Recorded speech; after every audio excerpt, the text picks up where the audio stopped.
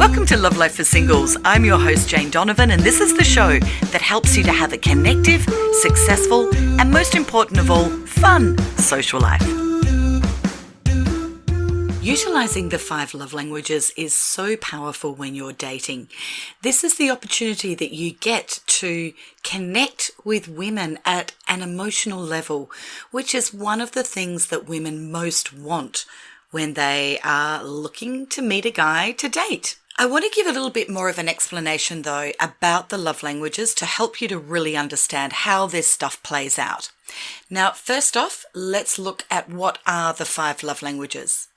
We have words of affirmation, quality time, acts of service, gift giving, and the final one is touch. Now, before you boys all start laughing and going, I'm touch, I'm touch, I'm touch.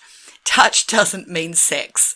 Touch means that somebody likely presents as a hugger, or they might tap you on the shoulder, or if it's somebody that maybe you've been dating or you've been in a past relationship with, somebody with the love language of touch might sit on the couch watching TV with you and they'll have their legs touching, your legs touching. They'll hold hands, etc. So that's touch. Now that is the 5 love languages.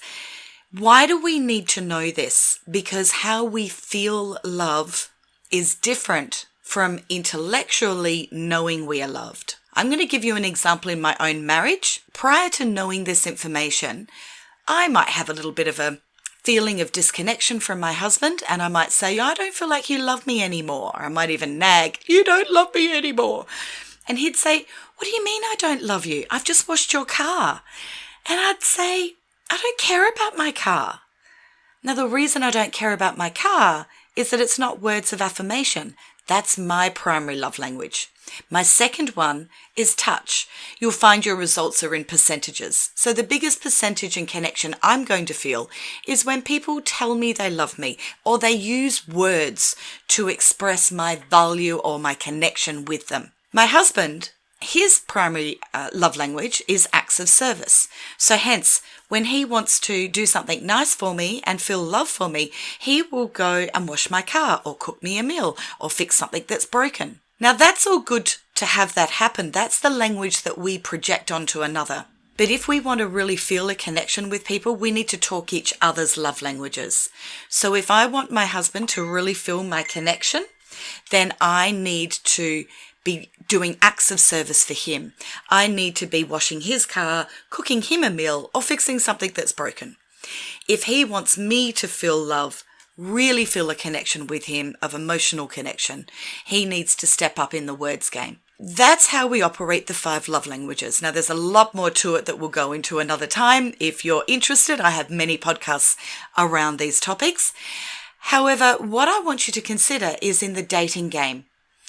If you can demonstrate an emotional connection with women when you're out and about and meeting women that you might potentially want to date, or you've started dating and you're hoping it's going to turn into a monogamous committed relationship, then demonstrating emotional intelligence and emotional connection is one of the sexiest qualities that you can bring to any woman. The number one most common reason for relationships to end, particularly long-term ones, such as marriages, is when women say there just is no emotional connection.